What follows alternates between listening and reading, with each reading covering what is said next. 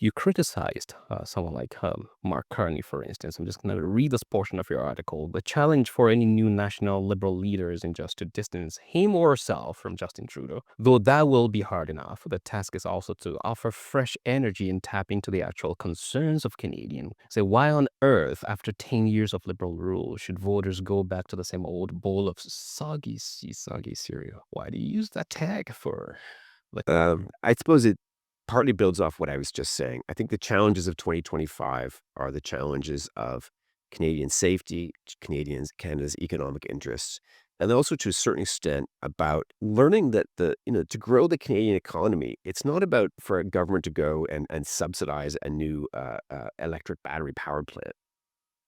I just think the Trudeau government's main approach, and the Liberals have generally been about this, is about to get the government involved in sponsoring things and regulating issues. And I think the economic challenge of Canada is to get the government out of the way and to kind of support and foster incredible competition and dynamism in Canada's economy with some fresh ideas. And I'm not the best person to come up with all those ideas, but this a government that's been in power for coming up to 10 years now is not going to be a source of great new ideas usually. So you think if the Liberal Party would stand a chance in the current election cycle, or maybe even in the next few, they should be looking outside the current crop of leaders that they have there? What do you think? I think obviously Mark Carney, seems to be the most popular of all the candidates so far, and probably be for that very reason, right? And he is, all the leadership candidates mostly are turning their backs on the main policies of the Trudeau government, right? On say things like the carbon tax, they're trying to make that not an issue.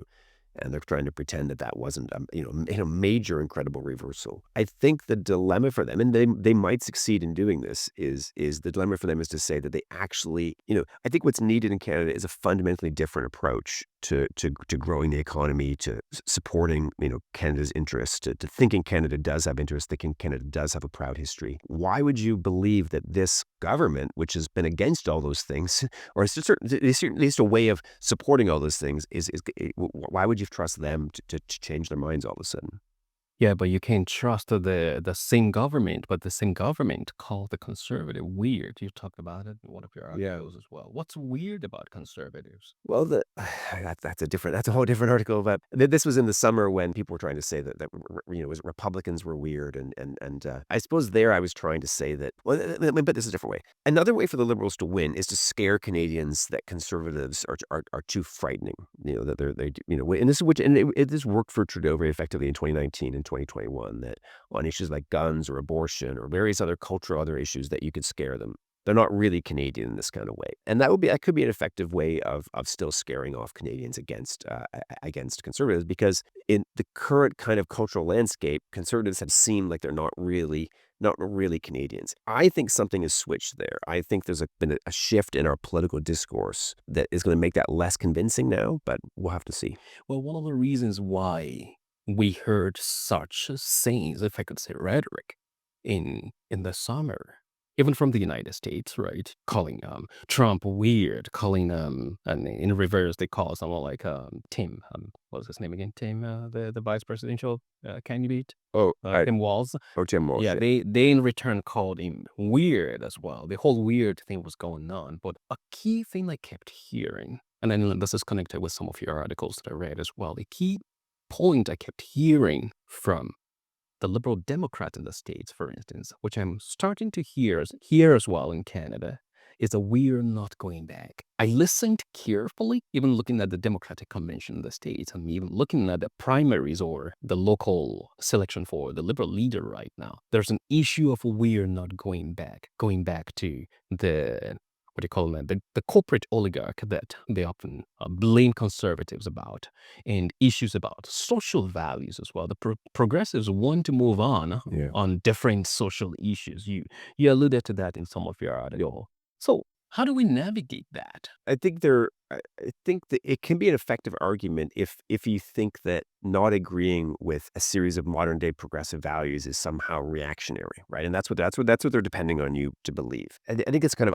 an inaccurate claim that on a whole host of social issues, the progressive orthodoxy has gone so far to the left and so far away from what I think many Canadians, if they hear what the actual issues involved, would agree with, whether on, just a whole range of things. If you can believe what the Pierre Poilievre is saying, and, you might want to distrust him. He's a politician. You can believe what you want, but, he's not going to backtrack on a whole host of things about the rights for, gays and lesbians and gay, same-sex marriage. He's not going to revisit the abortion debate on a whole host of things that I think where the polling shows that many Canadians, not all Canadians, but many Canadians are on side. I don't think a current Conservative government under Poilievre it would change any of those things. But on more controversial issues around, are there two sexes or two genders, and there's whole issues around those things, then there's all this kind of more debate. And I think the current liberal government, like the Democrats in the U.S., want to play this bait and switch. They want to say, "Oh, it's a turn back to this crazy reactionary times," and that if you vote conservative or vote Republican, you're going to get this crazy reactionary.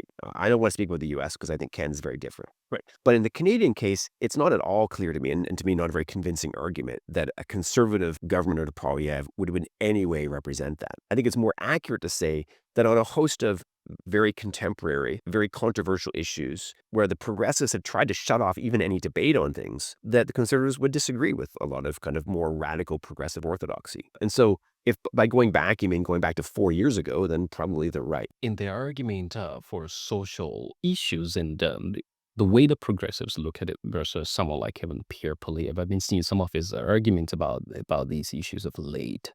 I know you've talked about the issues with the weight projected about victimhood in our current culture under the current administration, that we've replaced issues or topics about prayers in schools with land acknowledgement, and it's become a little sacrament that we repeat now. No, a guilty conscience thing. That's the way you refer to it in your article. But all of those reversible in our culture. And is it really helping our culture? And if it's not helping, are they reversible under a new administration? Especially without sounding like you're lunatic, like the way Trump is going about it right Yeah, now. yeah, and I think the Canadian way would not be to a certain section of Canada would present Poilievre as like Trump, but my sense is he's not like that. I think he expresses himself as someone who wants to get government out of people's faces, and it's going to be sold as reactionary and conservative. But what he's saying is he's actually open to individual freedom, as far as I read him. Whether he governs that way indifferently is a different matter. And what he threatens is a host of kind of experts and progressive believers who want to actually put government in your face and say you can't question if there are two sexes or not, or you're worried about what's being taught in your schools, or you worry,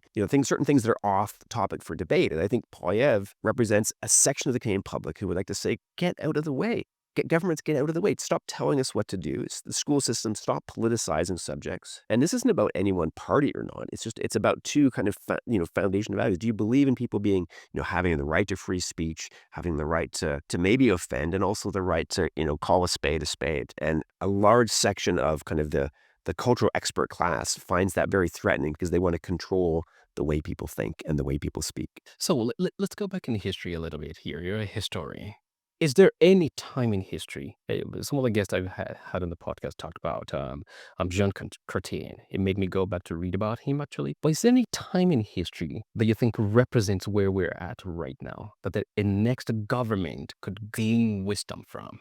All right. Interesting. So there's two answers come to mind. Okay. On the one hand, on cultural politics, I think we've been living through a Victorian age, which is to say, if you think of the Victorians in the kind of the mindset, in some ways in real life, they were incredible moralists who wanted to stop you from thinking about sex and the body. And they do editions of Shakespeare, and they take all the kind of vulgar references out of it because they weren't supposed to think about that. And the contemporary kind of woke activists have tried to do the same thing, but for unacceptable ideas about their different individual identity groups. People haven't thought in exactly 21st century ways about this. Well, we can't have our kids read those books. So in some ways, we've been living through a Victorian age. I think in some ways, although still with important differences, we're living through the 1970s in a certain extent. Incredible economic crisis. The old ways of doing things are ossified.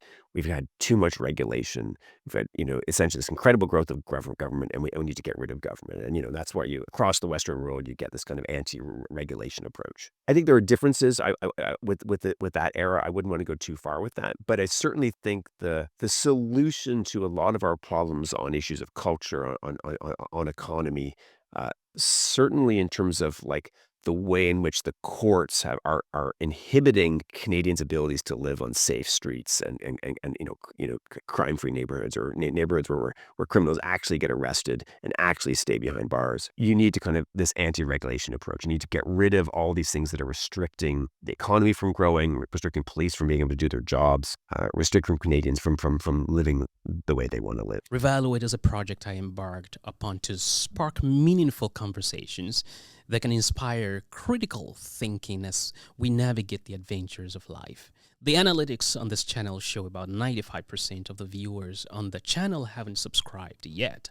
So you do me a favor by clicking the subscribe button right now. Then I'll keep my promise to continually improve on the quality of the conversations that are produced on this channel every time.